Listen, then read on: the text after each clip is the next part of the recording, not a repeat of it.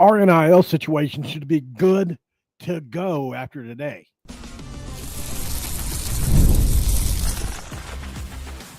You are Locked On West Virginia, your daily podcast on the West Virginia Mountaineers, part of the Locked On Podcast Network, your team every day.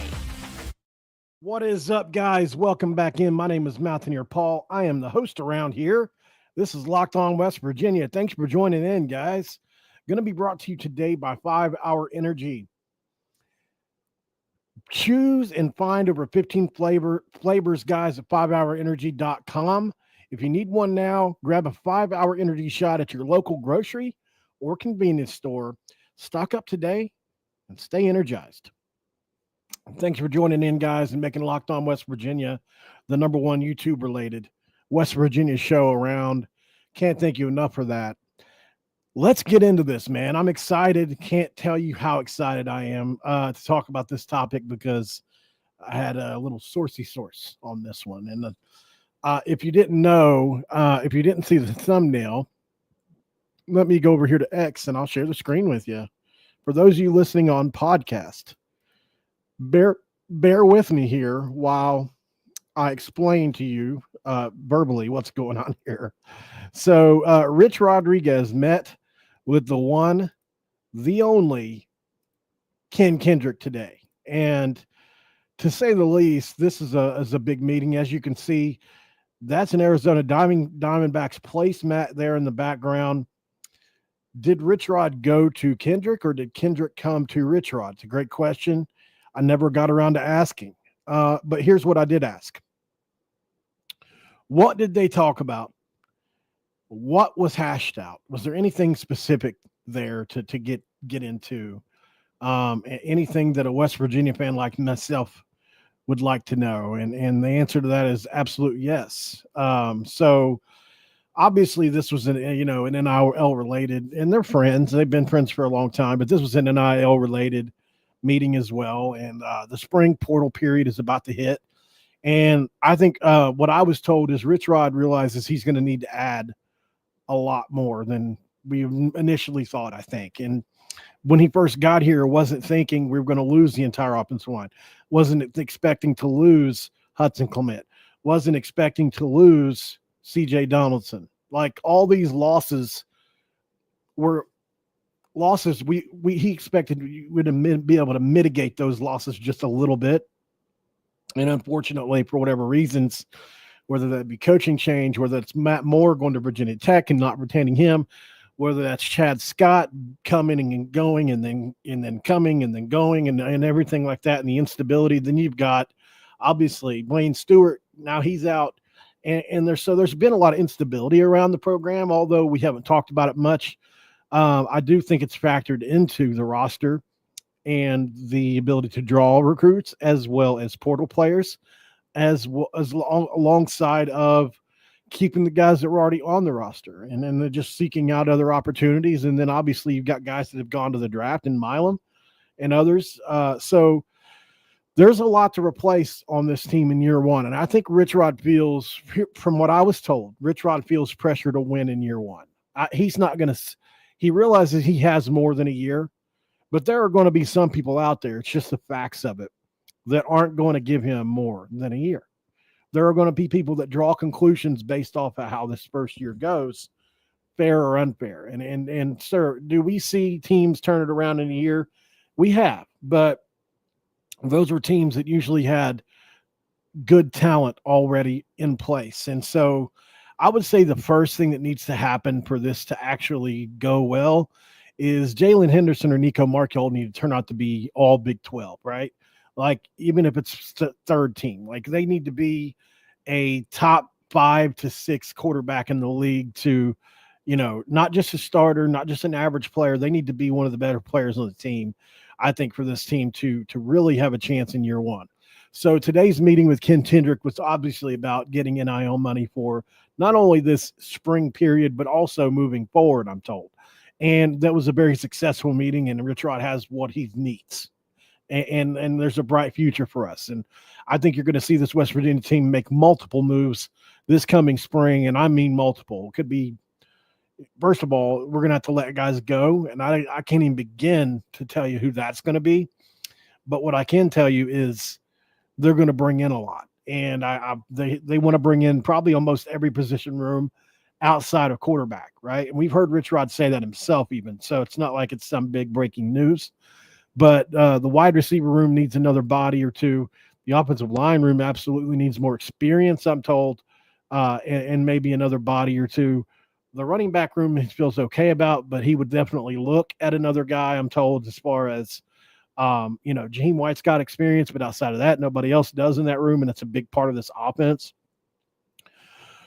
Defensive line's pretty solid. There's a lot of returning talent in the D-line room. There's a couple people at linebacker, but they definitely want to get better in the secondary even still. They're still only one deep at some spots in the secondary, so there are places to fill out, guys. I wouldn't be shocked to see them get three or four more guys in the secondary, maybe another 2 linebackers, maybe another rush end.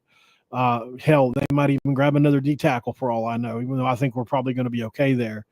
And then absolutely, I do think you'll see us grab a wide receiver or 2 and maybe even another running back.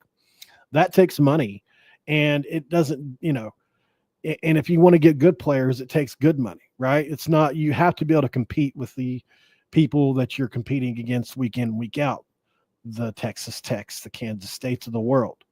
Now, can anybody compete with the oil money Texas Tech has right now? No, not really. Not unless Ken Kendrick just says, here, I'll fund it all, which if you did it that way, he could. I don't think that's the case, although I don't know the specifics of what was promised or anything like that. But, I mean, look, there are a few people that have, with this RichRod hire, they're kind of their names on the line. They're on the hook with it, right? Ken Kendrick being one of the loudest voices in the room. We said it from the very get-go. When RichRod got hired, the number one reason he got hired, or let's say number one, check number 2 and 3 reasons he got hired, was because of, did you ever see Neil Brown post a picture in his 6 years with Ken Kendrick? Somebody tell me. I'm sure they probably met, but was it public? Like, was the support public? No, I never saw it. And I'm not saying it didn't happen, but I can't remember a time in his 6 years. This is less than 6 months into RichRod's tenure, and he's posting pictures with a billionaire owner of the Diamondbacks. Do you know how big that is for our program? Do you know how big it is that Pat McAfee is backing him 100%? I believe that this team is not going to be allowed to fail at the end of the day. They're at least going to have the finances needed to compete. That's all we can ask for. Can't ask for more than that. And I think RichRod's pretty happy with that. And I don't know to what caliber and level we're going to be able to recruit this spring period. There's going to be good players in there, starter caliber players, absolutely. And there's going to be a lot of competition for those players. We know that as well. RichRod's pretty crafty looking down at the lower levels as well. Having been at Jack State, he's pretty aware of a lot of kids that probably could play on this level. So there's also that route we could go. We might grab a couple guys from down lower. I have no clue. But what I would love to see, if you're asking me if I had a checklist, I would say go get a starting right or left tackle with 2+ years experience from somewhere that was a team captain on their squad. Somebody that, because you look at our offensive line room right now, that's the one thing that's missing. There's no Wyatt Milam in that room. There's no Zach Frazier in that room. There's no Doug Nistner in that room. You've got a bunch of guys that have been thrown together, and none of them have really been able to ask to lead the room before, although I do think Javier Bosley has done a great job of that from what I'm told. So that would be one of my top things. I think with this offense, the offensive line has to be good. It has to be better than average for this team, for this offense to run like it's supposed to run.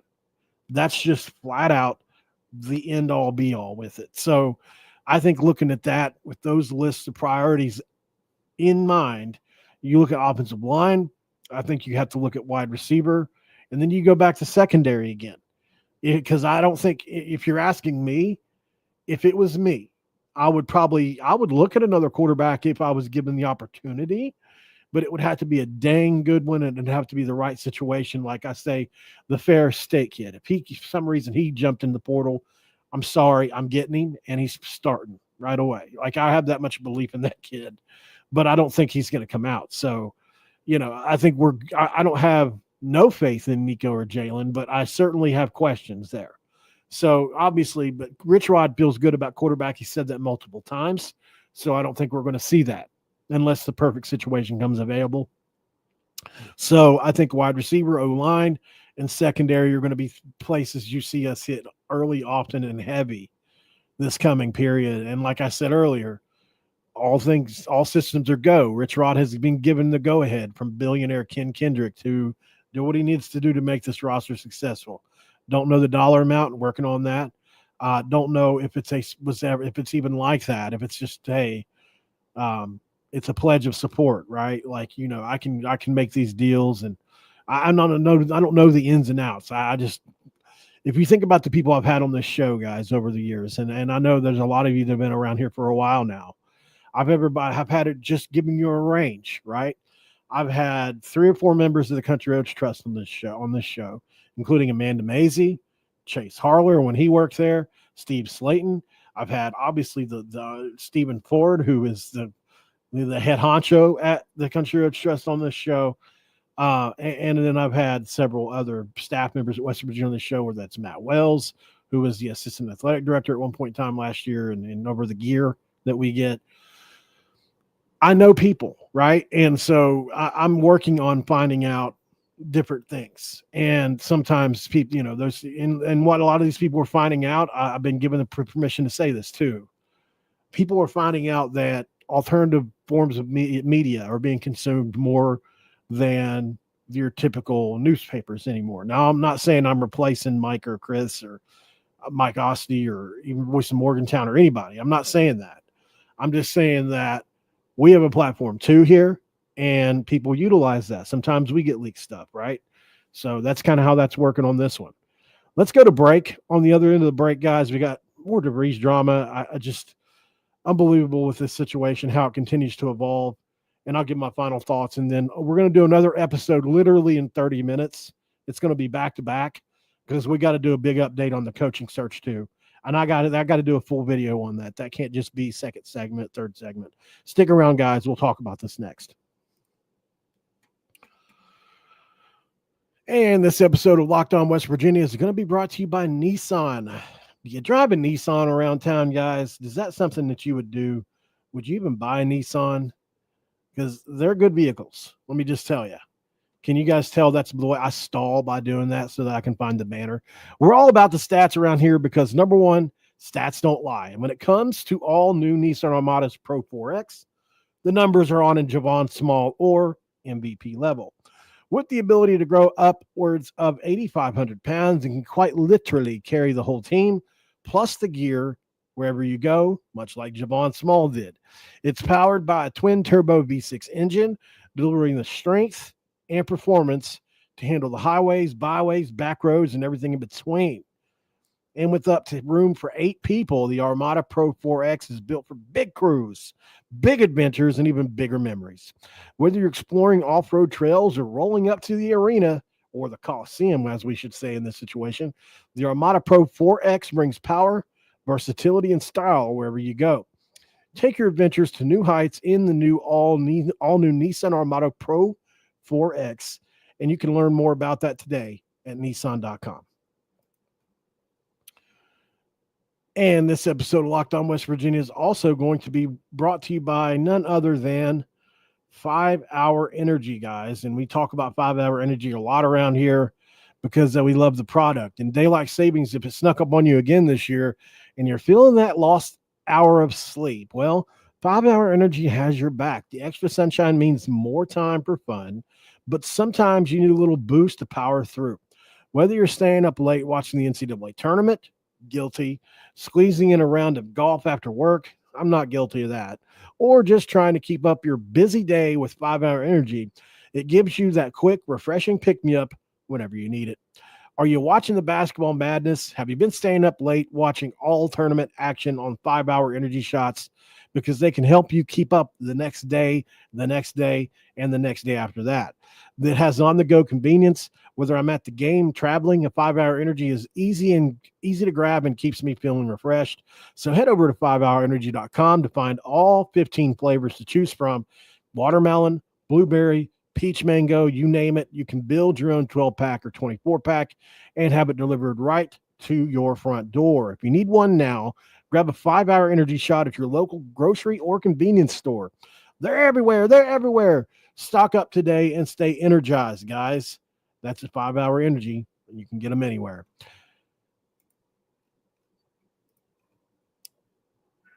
They're everywhere. They're everywhere. And he'll never, ever leave you alone. He's even got a wiretap on your phone. Segment 2, let's drink a do, crack a do, crack a do, crack a do. Hold a second. Okay, guys, so how many remember the song from Ray Stevens? Yeah, and that was my cat in the background, yes. Was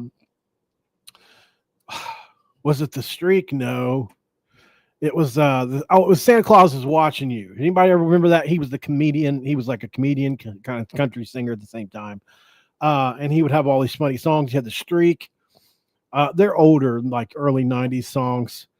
But yeah, so the one was Santa Claus Is Watching You. He'll never, ever leave you alone. He's even got a wiretap on your phone. That little person was in a Santa costume. Anyway, I don't know why my brain works the way it does, guys. I don't know why. You just have to roll with me on some of this stuff, because like I'm so addicted to the Mountain Dew when I take another sip in between each break. Okay, so North Carolina is losing right now. Is that real life? Let me check that out. We're live, guys, on YouTube, on X. Thank you guys for putting up with my sporadic brain. My no longer drug-addled brain, 5 years later in recovery, is still squirrel, Rottweiler. Anytime I see something, my attention's gone, baby. 74, that's over with. That game's final, baby. Ole Miss defeats North Carolina 71-64. Proving the Tar Heels did not deserve to be in the tournament. That's no shock to anybody. And look, if you guys watched the Big 12 squad show the other day, which I highly recommend you do, as I eviscerated JT from Wister from Locked On Utah, who tried to make a case for the North Carolina Tar Heels. I had to eviscerate him. I was ready. And I have to thank Brad Howe from Three Guys who got me ready for that. Because I was sitting there taking notes off of Brad's notes right before that went on, because I was thinking, man, I know somebody's going to disagree with this take, because I was thinking everybody's going to be like poor Mountaineers, and I thought, you know what, there's going to be one person that pushes back, and I want to be ready, and I knew a bunch already off top. And so basically I went in and did my research and then listened to Brad and wrote some stuff down. So somebody in the chat, I never read the chat anymore, but I will read this one. He says, I got to give it to you, Paul. You're writing when I don't want you to be. Keep the great work. Hey, I'll take that one. I will take that one. Yep, I will. All right, guys. So let's get into this next topic of the Breeze drama. So this is probably a little more personal. I told you guys a couple days ago that I have texted people from over there over and over again and got no response. I texted Tucker and it's not like, I can show you guys. I'll tell you what, I'll scan them into something. If I think about it, if it ever comes up again, and show you guys just the text messages. Like, they were very cordial between us in the past whenever I dealt with him through NIL or whatever. And not just him. And couldn't even get a response about any of it. Like, just so I can explain to these people, like, you guys could really do a lot of good. And maybe they think they couldn't. Maybe they do. But my thing is like, dude, you really could help your case. Like, say, hey, look, my dad said this is what's happening and I followed him, or like, I'm trying to give him outs here, right? I'm like, or did Indiana tell you guys, listen, you can have this dream job, but you can't tell West Virginia you're coming? Like, there's a bunch of different things there, right? at the end of the day, Indiana's not going to let that happen. I get it. And I don't expect, I expected not to be answered. I did not expect to get the call that I got, which was, you fat POS and things like of that nature, and not from Tucker. So I was shocked, and I get it. Nerves are rubbed raw from that side. And I told you guys the other day, I listed what was wrong with Tucker's shoulder based on what family had told me. And I don't think I made people very happy with me by doing that. As a matter of fact, I felt like it was helpful to him by saying it was tendonitis, because what if I'd have just said it was some kind of unfixable issue or shoulder cup or whatever, right? But I was honest about what I was told, and it is what it is, man. I don't know. I didn't expect us to be best friends forever, but when you talk to somebody every week for months like that, you become friends. I thought we were friends, which is why I never, any of the information I was getting, I wasn't using for my benefit on here.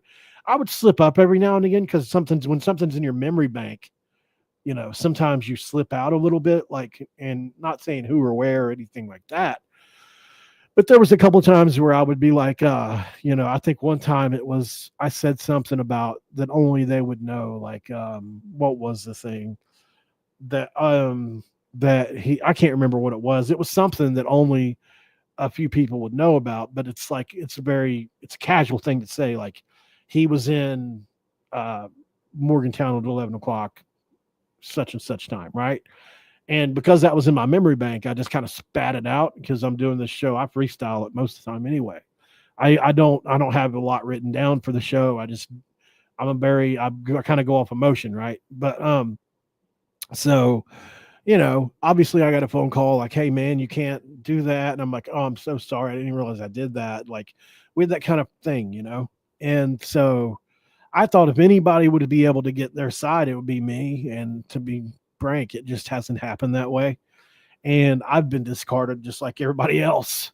So I feel a little bit frustrated over it. And,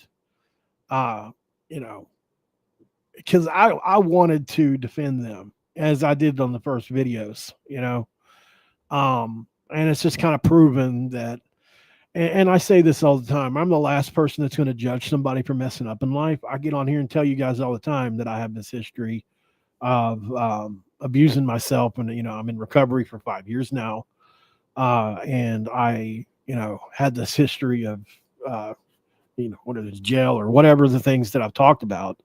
So I don't get on here to judge anybody ever. That's not my goal.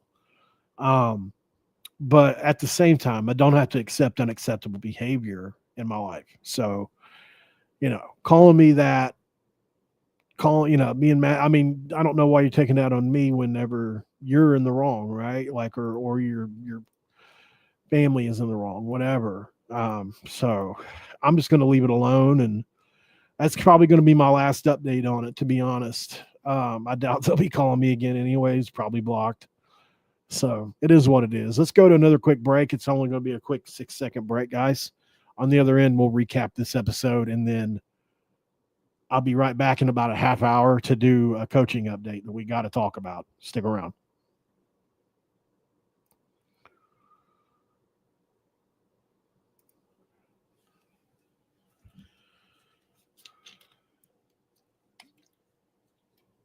And we are back here in segment 3 on Locked On West Virginia. Thank you guys for joining in. Like I said, it's been an interesting day. I'm glad to see North Carolina lost. I hate to dance on anybody's grave, really. I do, but it is what it is, right? I think, if anything, I think they were talented enough to be in the tournament. Everybody's acknowledged that. Anybody that watches basketball sees North Carolina and realizes, for the most part, they're capable, just like we were, beating anybody on any given night. But to say they deserve to be in over us, can you imagine the road that they've had? If we would have got the road they had, we'd be in the round of 32 for sure. If you'd have gave us, I'm not saying Chris Beard's an easy out, but Ole Miss isn't as good as I think we would have beat them. And I think we would definitely win the play-in game. So frustrating, right? But at the end of the day, I think Javon Small not participating in this tournament will go down is one of the worst things in West Virginia sports history, because I don't foresee. And look, maybe if Sturts comes with McCollum, maybe we'll have an encore to what Javon Small has been. But like Sturts is going to have to be the National Player of the Year or the Big 12 Player of the Year to do that. That's the caliber, right? Like Javon Small, if he was on any other team, literally, like, let's say he was on, let's just say Texas Tech or Baylor even. I think Javon Small definitely wins Big 12 Player of the Year and is a first-team All-American. At West Virginia, it's just a fact. It's a fact. He was not anything, not even a third-team All-American, even though he tied for the Big 12 lead in scoring, and hit many clutch shots against top 10 teams, and carried a team with literally that started one guy that had never started before at the 4 spot, at the 5 spot a lot of times, that was learning how to shoot as a stretch 4 in the offense, and Armani Hansberry. Toby O'Connie was a miss. Let's just be honest. We can talk about it now that the season is over. Toby O'Connie was a complete and total miss as an offensive player. Defensively, he helped our team. But as an offensive player, he's literally the antithesis of Toby O'Connie, or the opposite of Javon Small, I mean, as an IQ guy. And I had Toby on the show. I did an NIL deal with him. Love the guy. But, man, I mean, on the court, he made some boneheaded mistakes. And the game hadn't slowed down for him. It looked like for me anyways. So, that's just me. I think KJ Tenner obviously wasn't ready to play a lot this year, and he helped us where he could, but he's got to get in the weight room and get a little bigger. I think he will help somebody at some point, but he was just too small. Like defensively, he was great. KJ Tenner is going to be a great defensive player at some point in time, maybe really great. And he learned a lot from Yesufu. You can tell by the way to get under people. But yeah, when your second best scorer is Joseph Yesufu at the end of the year, who couldn't even get on the floor at Washington State last year, and you're still in the position you're in because of Javon Small, it just says so much about him. And I'll never get over the fact that he didn't get to play in the tournament. It sucks, man. I hate it for him. I really do. So he deserves so much more than that. He really did. I know people, get on to me for getting upset about it, but, you get to know these guys. And I hate it so much for him. So if you guys haven't been on the episode up until now, so the update, obviously, which a lot of you may not know about here is, excuse me for that. So Rich Rodriguez met with Ken Kendrick and then posted a picture to X. And I went and did some digging on that, obviously. So I knew about it before the picture was posted.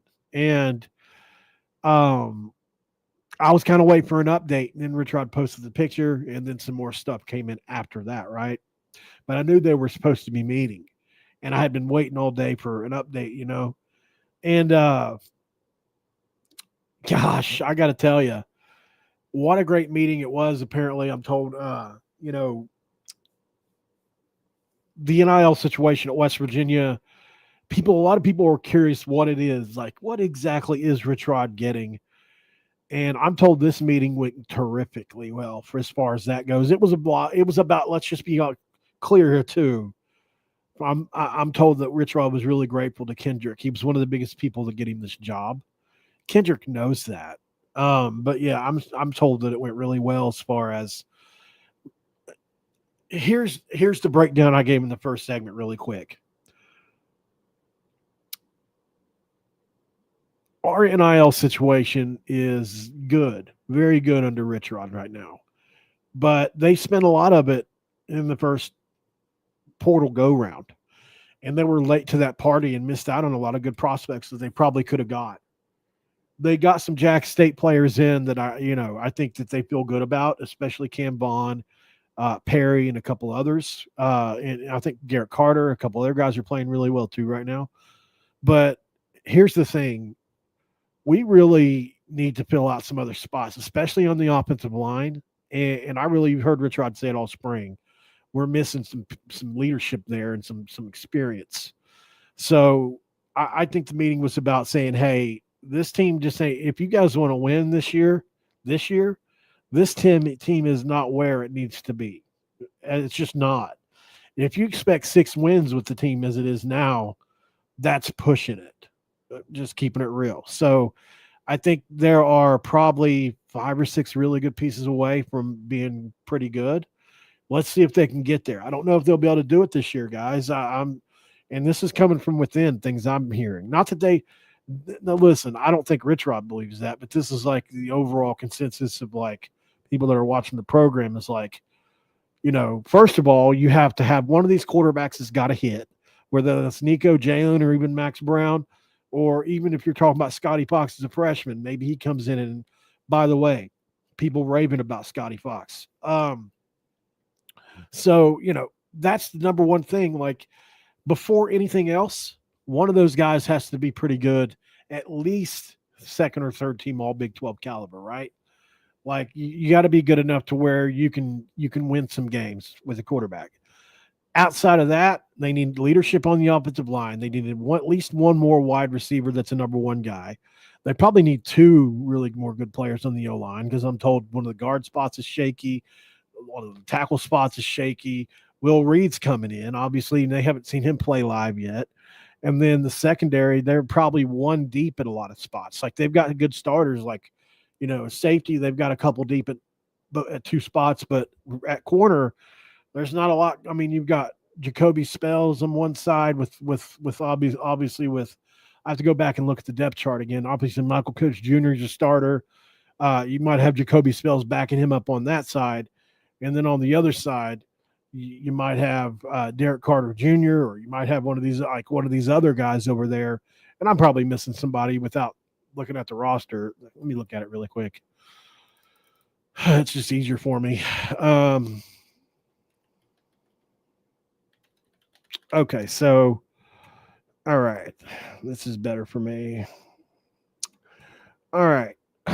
So, let's do that. All right, so let's look at corner. Let's see. All right, so at corner, you've got – okay, that's right. There's the guy I was missing. Devontae Golden Nelson. My apologies. So I think right now you probably do have Golden Nelson on one side and Coates on the other. But backing those guys up, like you look at that and you're like, you got Spells, Derek Carter Jr., Mikey Preston, Keon Washington, Keyshawn Robinson. You got the Jason Chambers, who is an Appalachian State transfer, but does he knock your socks off? I don't know. Jordan Jackson, Jaden Bell, Zah Jackson, and that's it. So I think you have to go get more corner help. You have to. At least 1 to 2 more guys. At least 1 to 2 more guys. I think you're okay in the safety room. I really do like the safeties, especially we got a trio of guys in one of the safety rooms, and I'm like, holy cow, man, they could be really, really good. You look at the safety room of you got obviously Fred Perry's playing nickel, you got Zay Jennings playing nickel, and you got Jordan Scruggs playing nickel. Like, what the heck is going on in that room? All 3 of those guys, I think, are going to be really good. Obviously, Scruggs is the transfer that we all really think is going to be good from South Alabama. And then some, I think might be 247. He's our highest rated guy in the portal. So, and a lot of people don't know that. Scruggs is highly rated by a lot of the portal metrics. Zay Jennings is a guy that we know in number 17. He had the special teams hit last year. And then they raved about him so much the last redshirt or his freshman and redshirt freshman year. I think he could possibly be the best of this group. And that's the truth. Then obviously Fred Perry comes in as a killer. That's just really, really good. So that nickel safety by far, I think, is really good. Like, you're going to have a guy there no matter what. So, yeah, and a couple of those guys probably can move around. A couple of them can probably move around. So, but I do think, that meeting today definitely helped RichRod as far as moving forward with this, like, what are you going to do? Right. Like, we're going to have guys coming in. And I would say at the very least, you're probably thinking, what? Let's see, 2, 3, 4. You're looking at probably 7 to 8 more guys coming in, if not more. I don't know how many he's going to leave. We got to cut down to 105. I think we're a little above that. And then you got to cut even more.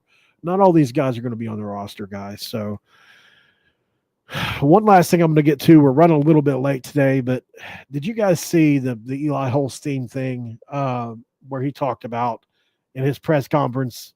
I almost did a whole video out of it. Oh, is there a Pitt fan in the comments? This is a great topic then.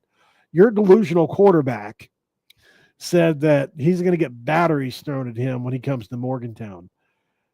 This is exactly what I mean about Pat Nard freaking doozy. He continues this ridiculous stance of, like, the last time they came to Morgantown, they got out and all had shoulder pads, head helmets, everything, the whole nine. Like, I think the battery thing happened once, maybe twice in the history of this game. It's happened over 100 times. Just ridiculous. And it definitely didn't happen under the Neil Brown. It just, our fans are nowhere near as crazy as they used to be when it comes to that kind of stuff. They don't burn couches anymore. Like, it's just gotten a lot more tame. And Narduzzi continues to act like it's the Animal House up the road here. Like, come on, man. And as a matter of fact, he said that in an interview. He called us zoo animals in an interview before we played them the first time when they had the pick that beat us with JT Daniels and Bryce Ford Wheaton and all that. Going into that game, he called us zoo animals, which is ridiculous. So yeah, it's just like, he continues to tell these players it's dangerous it's stupid. Holstein knows nothing about the rivalry. He's an Alabama transfer. Like, he played in the game last year. Maybe he's gotten a little bit of taste of it.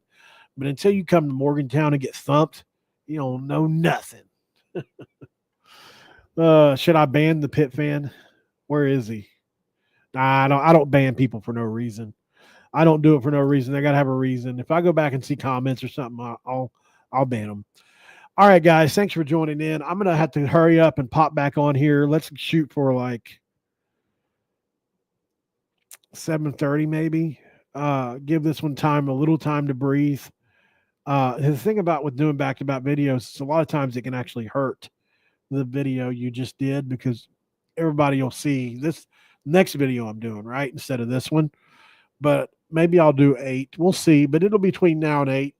I'll try to get on here and do a basketball update, because there's a lot going on there, a lot to talk about. We're getting down to it now, guys. So I don't want to give anything away, and a lot of you probably know what's going on, but we'll talk about that. Just everybody come back.